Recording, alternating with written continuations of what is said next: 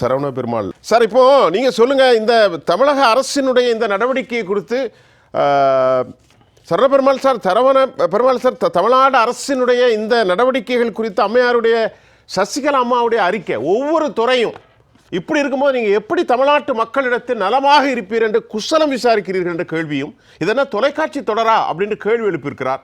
ஒவ்வொரு துறையும் திரு பொன்வில்சன், ராமர் மற்றும் நித்யானந்தம் அவர்கள் வரிசைப்படுத்தினார்கள். இதெல்லாம் ஆதாரத்தோடு கேட்டார்கள். இது உங்களுடைய பார்வையில் இந்த கடந்த 33 ஆண்டுகளில் எப்படி பார்க்குறீங்க திரு சரவண பெருமாள்? அனைவருக்கும் மாலை வணக்கம். சக கருத்துரையாளர்களுக்கும் நெறியாளர்களுக்கும் ஜெயா நியூஸ் பிளஸ் டிவியினுடைய குழுமத்தினருக்கும் டெக்னீஷியன்களுக்கும் மனமார்ந்த நன்றியை தெரிவித்துக் கொண்டு தமிழ் கடவுள் முருகனுடைய திருவடியிலும் கொண்டாட கருத்துக்களை தெரிவிக்கின்றேன். ஜெயலலிதா அம்மையாருடைய சொற்றொடர்களை தங்களுடைய அறிக்கையில் சசிகலா அம்மையார் அவர் தெளிவாக சொல்லியிருக்கிறார். மக்களால் நான், மக்களுக்காகவே நான். இந்த மக்களால் நான் சொல்லும் போதே அவர்கள் எந்த உணர்வு ரீதியாக அவர்கள் சொல்லுகிறார், மக்களுடைய துன்பங்களை உணர்ந்த ஒரு தலைவனாக நான் இருக்கிறேன் அப்படின்றத தெளிவா மக்களால் நான் அப்படின்னு சொல்லுகிறார்கள். மக்களுக்காகவே நான் அப்படின்னு சொல்லும் போது, மக்களுக்காகவே நான் மக்களுடைய பிரச்சனைகளை தன்னுடைய பிரச்சனைகளாக உன்னிப்பாக கவனித்து பல பத்திரிகைகளை படித்து விவரம் அறிந்து தங்களுடைய துறை சார்ந்த அதிகாரிகளை என்ன பிரச்சனைகள் சென்று கொண்டு இருக்கிறது தமிழகத்திலே. உதாரணத்துக்கு சொல்ல வேண்டுமே என்றால் 2001 2006 வரைக்கும் ஆட்சி செய்த போது ஜெயலலிதா அம்மையார் அவர்கள் பல இடங்களிலே இந்த பால் திருட்டு, அதாவது மருத்துவமனைகளுக்கு கொடுக்கக்கூடிய பால் திருட்டை அந்த ஸ்குவாடை அனுப்பியும் சரி, அவர்கள் கான்வாயை நிறுத்தி பல இடங்களில் மக்களுடைய துன்பங்களை உணர்ந்து, ஏன் பயணிக்கும் நேரத்தில் பேருந்துகள் சரியான நேரத்தில் வரவில்லை என்று ராயப்பேட்டை பேருந்து மணிகுண்டு அருகே உள்ள பேருந்து நிலையத்தில் கான்வாயை நிறுத்தி பிரச்சனைகளை கண்கூடாக பார்த்து தீர்வை கண்டவர் மக்களுக்காக நான், மக்களாகவே நான் அப்படின்னு சொல்லக்கூடிய உணர்வை உணர்ந்திருந்தார்கள். ஆனால் இன்றைக்கு ஸ்டாலின் ஐயா அவர்கள் சொல்லி இருப்பது நலம் நலம் அறிய ஆவல் அப்படின்றத நீ கேட்டிருக்காரு. அவர் உண்மையிலே எனக்கு ஆச்சரியமா இருக்கு. துறை சார்ந்த அதிகாரிகள் இருக்கிறார்கள், ஏன் உங்களிடம் இன்டெலிஜென்ஸ் சர்வீஸ் இருக்கிறது, அவர்கள் எல்லாம் தினந்தோறும் உங்களுக்கு அறிக்கைகளை சமர்ப்பித்துக் கொண்டுதான் இருப்பார்களே, ஏன் சமர்ப்பிக்கவே இல்லையா? நீங்கள் தானே ஹோம் மினிஸ்ட்ரியா இருக்கீங்க, அதாவது சட்டம் ஒழுங்கை கண்காணிக்கக்கூடிய துறையை வைத்திருக்கிறீர்கள். அப்படி இருக்கும்போது உங்களுக்கு ஒவ்வொரு துறை சார்ந்த மக்களுடைய பிரச்சனைகள் அன்றாடம் 1 மணி நேரத்துக்கு ஒரு முறையாவது அல்லது வேண்டாம் 24 மணி நேரத்துக்கு ஒரு முறையாவது, அல்லது வாரம் ஒரு முறையாவது, அல்லது மாதம் ஒரு முறையாவது இன்னென்ன துறைகளில் இன்னென்ன பிரச்சனைகள் இருக்கின்றன, மக்கள் இன்னென்ன இன்னல்களை சந்தித்துக் கொண்டு இருக்கிறார்கள் என்று துறை சார்ந்த அறிக்கைகள் உங்களுக்கு வரவில்லையா என்பது எனக்கு மிகப்பெரிய ஒரு கேள்விக்குறியாக இருக்கிறது. உண்மையிலே இவர் முதலமைச்சராகவே இருக்கிறாரா, இல்லை ஏதோ நீங்கள் சொல்வது போல் அம்மையார் குறிப்பிட்ட தன்னுடைய அறிக்கையில குறிப்பிட்டது போல் நலம் அறியாமல் யாரை விசாரிப்பார்கள், வெளியூரிலிருந்து வந்தவர்களை விசாரிப்பார்கள்.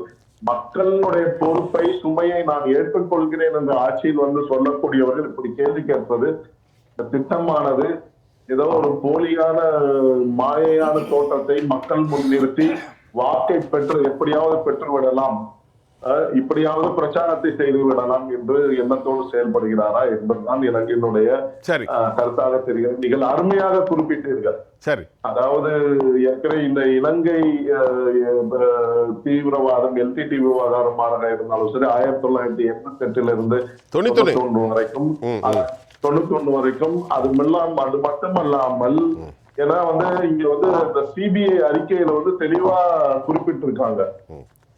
அதாவது நீங்க LTT என்ன வேணா தமிழகத்துல செஞ்சுக்கோங்க, நாங்க அதெல்லாம் கண்டுக்கிறவே மாட்டோம் அப்படின்ற ஒரு சூழ்நிலையில திமுக அரசாங்கம் அப்பொழுது செயல்படுறதாக அந்த அறிக்கை ராஜீவ்காந்தி கொலை வழக்கினுடைய அறிக்கையிலே தெளிவாக சுட்டிக்காட்டப்பட்டு இருக்கிறது. ஜெயின் கமிஷன் நான் குறிப்பாக சொல்ல விரும்புகிறேன், 98 குண்டுவெடிப்பை பற்றி சொன்னீர்கள். நான் பூசாக்கா பொறியியல் கல்லூரியில் படித்த போது 91 இருந்து 95 வரைக்கும் அங்கேதான் இருந்தேன். நான் நன்றாக தெரியும், அந்த இடத்திலே ஒரு குறிப்பிட்ட பகுதியிலே அந்த குண்டுவெடிப்பை உருவாக்கக்கூடிய சூழ்நிலை இருந்த பகுதியிலே பிஎஸ்எஃப் அல்லது சிஏஎஸ்எஃப் இல்லைன்னா சிஆர்பிஎஃப் செக்யூரிட்டி போர்சஸ் கோட்டைமேடு பகுதியிலே சுற்றி இருக்கும். அங்கே அந்த பகுதியில உக்கடம் பகுதியில செல்ல வேண்டும் என்றால் நீங்க அந்த பகுதியில சுற்றி பார்க்கலாம். அந்த பகுதியை சுற்றி உங்களுக்கு சிஆர்பிஎஃப் செக்யூரிட்டி பேரக்கட்ஸ் எல்லாம் இருக்கும். ஆனா 91 இருந்து 96 வரைக்கும் இப்படி சூழ்நிலை. 93 எனக்கு நன்றாக நினைவு இருக்கிறது. நாங்கள் ஒரு மாலை வேளையிலே நாங்கள் ஒரு புத்தகத்தை பெறுவதற்காக ஒரு 4 மணி வாக்கில் கல்லூரியிலிருந்து வெளியே சென்று விட்டு வரும்போது ஒரே பதற்றம். மாலை 5 மணியில 93 குண்டு வெடிப்பு நடக்கிறது மும்பையில. அப்பொழுது ஜெயலலிதா அம்மையாரோட ஆட்சி நடக்கிறது. அங்க போலீஸ் எல்லா பெட்ரோல் பங்குகளும் வலை வீசி தேடுகிறார்கள். என்ன தேடுகிறார்கள் அப்ப தகவல் இல்லை. அதற்கு பிற்பாடு விஷயம் வெளியிலே வந்த பிற்பாடு இந்த மாதிரியான ஒரு பதற்றமான குண்டு வெடிக்கக்கூடிய சூழ்நிலை இருந்ததாகவும் அதை உடனடியாக அம்மையார் அவர்கள் கண்காணித்து அவர் உத்தரவின்படி பல இடங்களிலே அசம்பாவிதம் நடக்காத அளவுக்கு விஷயங்களை சீர் செய்வதாகவும் தான் பத்திரிகையில் அங்க மறுநாள் வந்தது. இப்பொழுது நீங்க சொல்றது திமுக வந்துட்டாலே சட்ட ஒழுங்கு பிரச்சனைக்காக பழைய வரலாற்றை சுட்டி காட்டீர்கள் சரண பெருமாள், அப்படித்தானே? ஆமா ஆமா 98 நல்லா தெரிஞ்சுக்கோங்க. 98 நல்லா தெரிஞ்சுக்கோங்க. இவர்கள் 96 ஆட்சிக்கு வந்த பிற்பாடு அந்த சிஏஎஸ்எஃப் சிஆர்பிஎஃப் போர்சஸ் எல்லாம் எடுத்துக்கிட்டு அங்க இருக்க திமுகவினர் இங்க இருந்து ஓடுங்கடா அப்படின்னு சொல்லக்கூடிய அளவுக்கு அதிகாரிகளை விரட்டி அந்த இடத்திலே அந்த மாதிரியான கட்டுப்பாடுகளை எல்லாம் தளர்த்தி விட்டார்கள். இல்ல நாம் சொல்லி முடிச்சத எடுத்த பிற்பாடு 98 இந்த மாதிரியான ஒரு நிகழ்வு நடந்தது.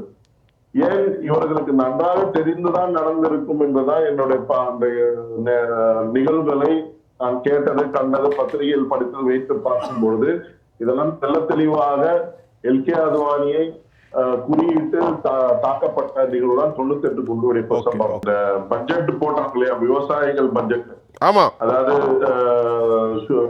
சர்க்கரை ஆலைகள் பிரச்சனைகளை சரியா தீர்க்கல. 20 ரூபாய் தான் டன்னுக்கு இன்சென்டிவ் கொடுக்குறாங்க. 195 ரூபாயில இருந்து 215 ரூபாய் ஆக்கியிருக்காங்க. விவசாயிகளோட கோரிக்கை ஒரு டன்னுக்கு 4000 ரூபாய் கொடுக்குறாங்க பிரச்சாரத்துல முன் வச்சாங்க 2021 தேர்தல் பிரச்சாரத்துல. ஆனா 3130 ரூபாய் 3131 ரூபாய் அதுதான் கொடுத்திருக்காங்க.